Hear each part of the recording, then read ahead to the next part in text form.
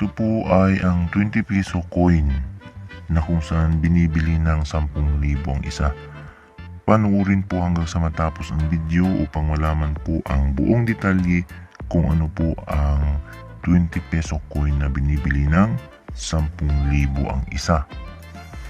Pero bago yan, tayo po muna ay magpapasalamat po sa lahat ng mga sumusubaybay sa ating channel, at kung bago ka pa lang po sa channel na ito, huwag niyo pong kalimutang pindutin ang subscribe button sa ibaba at ang notification bell para updated po kayo sa mga i-upload kong videos.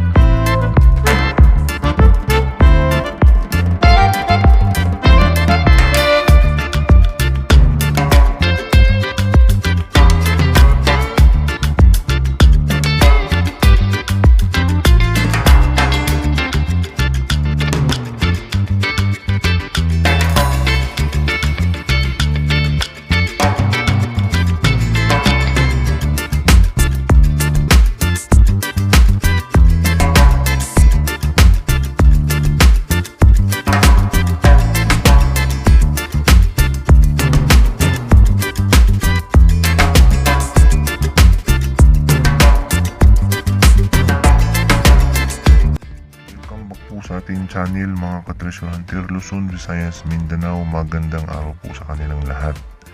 Atin pong pag-uusapan itong 20 peso coin ngayon na kung saan nabibenta ng 10,000 pesos pataas. Bakit nga ba ito binibenta ng ganun kamahal? Ano po ang sikreto nito? Bakit ganyan po kamahal ang 20 pesos na coin na ito na kung saan wala namang halo na ginto? Pag-uusapan po natin ito at ibabahagi po natin sa inyo mga ka-treasure hunter kung bakit nga ba ito nabibenta ng 10,000 pesos pataas. Ang 20 pesos po na ganito ay yari sa copper plated steel. Ito pong bilog na nasa labas o yung ring, at yung bilog po na nasa loob ay nickel plated steel. So, ibig sabihin po niyan, itong bilog po na nasa labas ay bakal na na-plated sa copper yung tanso. Ito pong nasa gitna ay nickel plated na bakal. So ito po ay nadikit sa magnet at walang halong ginto ito.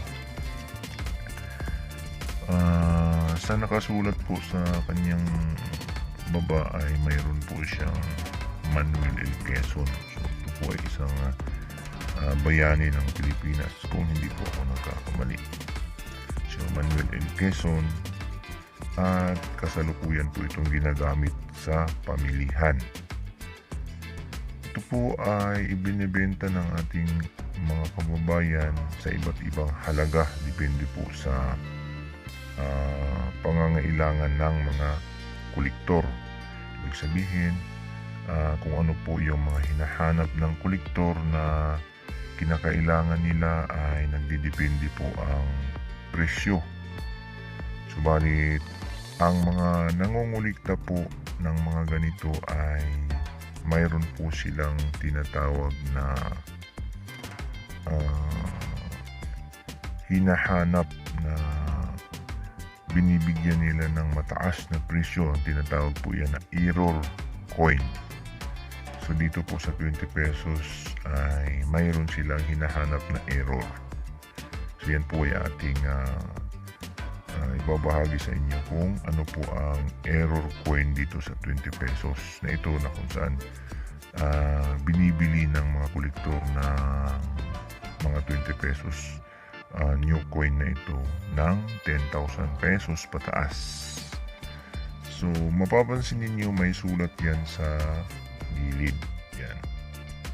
At ang sulat sa gilid na yan ay may malaki at maliit. So 2019 ang hinahanap ng karamihan o yung iba na nangungulikta na mayroong sulat sa gilid na malaki at maliit. So ihambing po natin yung 2019 na date na kung saan may sulat po siya na mapapansin ninyo may BSP sa gilid na yung isang sulat malaki tapos maliit naman. Yan po ay kinukulikta ng mga kolektor na kung saan naghahanap po sila ng isang malaking sulat at isang maliit, pero parehas na 2019 ang date niya, or parehas din na 2020 na kung saan magkakaiba yung sulat dyan sa gilid. Yan po ang kanilang hinahanap dyan. So papansinin nyo magkaiba sila ng sulat. So karamihan po kasi sa coins na ganito ay pare-parehas ang sulat sa gilid. Subalit ito ang mapapansin mo, isang malaki at isang maliit. Yan po ay kinukulikta ng mga nangungulikta ng mga coins na ganito na bago na 20 pesos. Tatalakayin din po natin mga ka-treasure hunter yung tinatawag nilang error coin talaga. Ito po ay nagkakapresyo ng 10,000 pataas at hinahanap nga po talaga nila itong coin na ito. Ito po ay ang error. Katulad po nito ay ito ay isang uri ng error coin. Atin po ipapakita sa inyo ang pinagkaiba po ng error coin na ito. So ang mga error coin ay binibigyan po ng presyo sapagkat bihira lang po itong makikita o mahanap. So rare ang sinasabi nilang rare. So pansinin po ninyo ang coin na ito ay kakaiba kaysa sa coin po na ito. Kung matalas ang mata ninyo ay may pagkakaiba po ang itsura ng coin po na nasa gitna kaysa dito sa dalawa na nasa gilid. Kung magaling kayo sa pagpilates ay makikita nyo na kung anin po ang error dyan. So ito pong nasa left side ay perfect yung guhit. Papansin nyo wala kayong makikitang pekas o ano, so diretso. Ito namang nasa kanan ay makikita ninyo perfect din ang guhit at wala kang makikitang pekas. Parehas din dito sa isa na ito. Subalit itong nasa gitna ay mapapansin niyo putol yung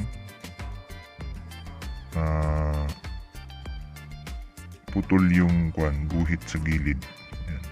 Hindi siya perfect yung side niya at may makikita niyo lumagpas na yung ulo ni Manuel L. Quezon dun po sa bronze. So pati yung sulat niyan na Manuel L. Quezon ay nakaprint na dun sa bronze kapag sinilip mo ng lens yan. At yung ulo niya ay lumagpas dun sa bronze. At mahalatan yung parang putol yung guhit sa gilid. Yan. Yung Manuel L. Quezon, yung Quezon ay naiprinta na din sa copper plated din po sa steel na yan. So magkaiba po ang itsura nila. Yan po yung tinatawag na error. So pansinin ninyo ng maigi, left and right ay perfect po yung circle na yan, yung ring na yan na guhit na yan. Kumpara dito sa ring dito ay naputol. Nakita nyo naputol. So error yan at lumagpas yung ulo ni Manuel L. Quezon dyan po sa bronze na yan. So ang mga ganito po na error ay bihira lang natin makikita. Ang mga ganitong error na 20 pesos coin. Maaring ilang piraso lang itong nayari na ganito na lumagpas yung sulat ng Manuel L. Quezon. Yung Quezon niya ay naisulat na rin naiprinta na rin sa copper dyan, copper steel plated o copper plated steel. Nakalagpas na yung naimprinta niyang pangalan at yung ulo niya ay lumagpas na rin dito sa copper plated steel. Subalit mapapansin ninyo itong isa ay hindi pa nakalagpas. So yan po yung error niyan. Yan po ay ang binibili ng 10,000 pataas. Doon po sa mga namimili, yun po yung mga kolektor na nagbablog. Kagaya po kay Salapi TV na makikita natin na namimili siya ng mga ganitong error coin. Ito po ay aking itinago sapagkat nakita ko ito na isang uri ng error at mahalaga ito. At balang araw baka tumaas pa ang presyo nito at aabot pa sa mas higit dyan sa kanilang ino-offer na 10,000 pesos. Umaring lalagpas pa ito pagdating ng panahon na hahanapin pa ito, bibigyan pa ito ng value pagtagal ng panahon. Sapagkat pag mga kolektor kasi pag tumagal ang panahon at naghahanap sila ng hinahanap na rare, ay mabibigyan ng napakataas na presyo yung mga ganitong klaseng error coin. So, saan mabibenta ang mga ganitong error? Marami po ang mga namimili ng ganito. Yan po ay yung mga nagbablog na may ino-offer na namimili sila ng ganito na may mga error coin. Doon po pwedeng ibenta. Ako po ay hindi naman nagbebenta ng ganito, subalit nag-iipon din po ako ng mga error na katulad po nito. So, ang mga error coin na ganito ay yan lang po yung mga binibigyan ng mahal na presyo. Yung mga common coin po na walang error ay mas mababa yung presyo sa mga ganitong klaseng 20 pesos na bagong coin. So, yan lang po ang ating maibahagi sa inyo tungkol po dito sa 20 pesos na bagong coin kung bakit nila binibili ng ganito kamahal o ganyan kamahal na aabot sa 10,000 pataas. So yan po yun yung mga error niya. Bakit ganun kamahal ito? At sana po ay mayroon tayong natutunan na naman tungkol po dito sa 20 pesos na bagong coin kung bakit ito nabibili ng napakamahal. Hanggang sa susunod po, maraming salamat po ulit sa inyong panonood.